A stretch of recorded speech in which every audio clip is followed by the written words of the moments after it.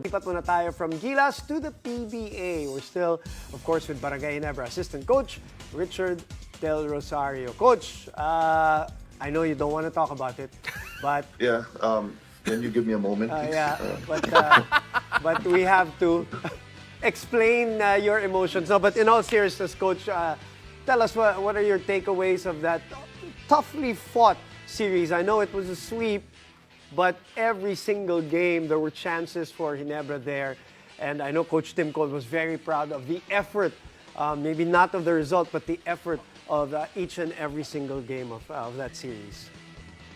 Yes, I think yes, it was 3-0, but I think we had chances in all those games. In game one, we had opportunities in the end game. They just made the big shots. We missed ours. They just flexed their depth and how strong their team really is. Of course, game one, it was CJ Perez. We were able to limit Boatwright a little bit, but Right. CJ Perez was there to take up the cudgels. And of course, and when it came to game two, it was Boatwright and Marshall Lassiter. Marshall just flashed vintage form and just shot the lights out and came, and even guys like Jerome Teng contributed from the bench. And then game three, you still had Boatwright, you still had Marshall, and then came Jericho Cruz. So they really have a lot of weapons. We have guys that can match up to them, but again, and we had open looks. We had a lot of opportunities that we were not able to take advantage of, and we made a lot of mistakes in the end game. And if you play a good team like that and you commit mistakes, they really make you pay. And unfortunately, things did not go our way. In the perfect world, if you work hard, then you're supposed to be rewarded, but it's not a perfect world. So again, kudos to San Miguel. They deserve to be in the finals. Yeah, I want to give flowers to Tony Bishop as well, because he came in with the unenviable task of having to replace a certain Justin Brownlee for Barangay Ginebra. But at least in the playoffs, he was able to give you guys a fighting chance. Just how impactful was he for the group, considering that it was going to be always difficult replacing who a lot of people consider to be the GOAT of imports in Justin Brownlee? Yeah, it's going to be very difficult. In our team, we made it a point, even before Tony came in, that we will not make any comparison between him and Justin. Okay, we had Tony, and we want to maximize his strengths, and we didn't feel that with our lineup that we would need a ball-dominant import and a high-scoring import, because we've always wanted an import that would complement guys. Justin would give you big games when he needed to, but all throughout his stint with Ginebra, he was a complementary guy as well. I think Tony is just being compared because Boatwright is a heavy scorer. He was scoring averaging 40 points even before the semifinals started. And we were not asking that from Tony. We wanted him to defend. We wanted him to make the right reads. But again, I think Tony really fit us well. He did great for us. Unfortunately, our shots did not fall in those last moments of the game. And San Miguel just executed better and performed better in the end game. I love how Coach Tim Cone, obviously, love listening to you guys when you break down these games, and he was talking about how technically they were killed by the high-low plays, the big plays, and then you just mentioned the Boatwright Marshall Lassiter two-man game that also had its moments, obviously. What did you do right, Coach, when you look at the series? Like you said, you were there, right there in all of those games. The positive takeaways from the series for you, other than the effort that we talked about? I think we were able to keep the scores low, which is what we wanted. Before the final started, San Miguel was already near the 100 or 100.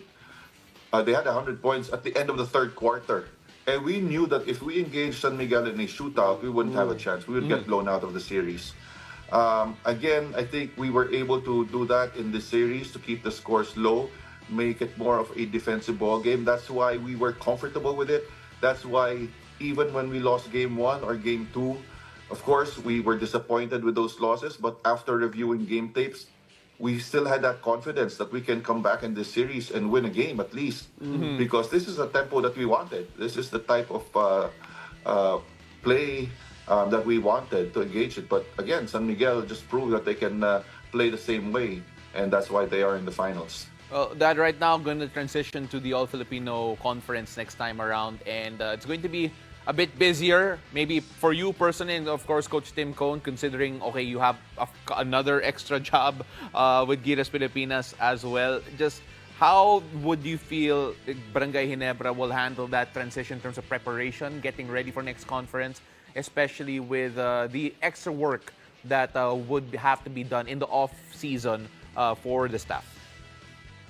Well, right now we just have to be creative. So the FIBA window is on 22 and 25. Gila starts practice on the 15th. And so we have that 10-day window until the 25th. The PBA All Filipino starts in March, first week of March. So we will be back by then. And I think that's why the program that was laid out by Coach Tim works well with all the stakeholders, because we won't be requiring players from all the leagues to be in training for the national team for a long period of time, so as not to disrupt the calendars of those leagues. And again, we have capable coaching staff in Ginebra that can handle practices while we are training for the windows. So yeah, we're still confident that we can prepare well, and we're confident that with our All-Filipino lineup that we can compete well and contend for a championship come next conference. Coach, as a final note, speaking of confidence, I have to ask you the confidence with working and the dynamics working with Coach Tim Cone, a coach like him, now with Ginebra, and of course now Gilas, even if you wear a different hat with both roles. How is this dynamic, and what's so great about being with Coach Tim Cone? Oh, just the learning every day.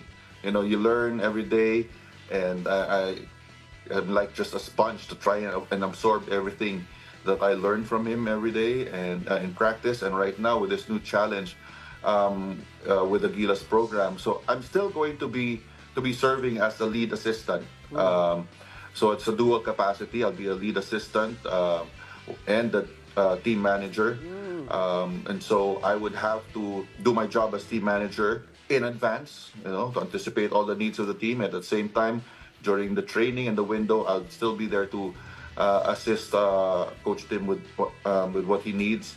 And I think it's just a rapport all through the years. We've been very successful together, working together, and we hope we can bring that to the national team, not only now, but in the foreseeable future. I think we're getting to the point you're going to see Coach Tim Cone more than Mom, Dad. But either way, again, congratulations on the gig. Congratulations on another well-fought conference. And of course, I know you want more for the next one for Barangay Ginebra. But I'll see you later tonight. So thank you very much for coming on the show. Ako rin, makikikain ako, Coach. Sure. Yeah, thank you. Welcome. I'm inviting myself over. Go ahead, come on down. All right. Thank you guys, thank you. Hey, Coach. All right, see you.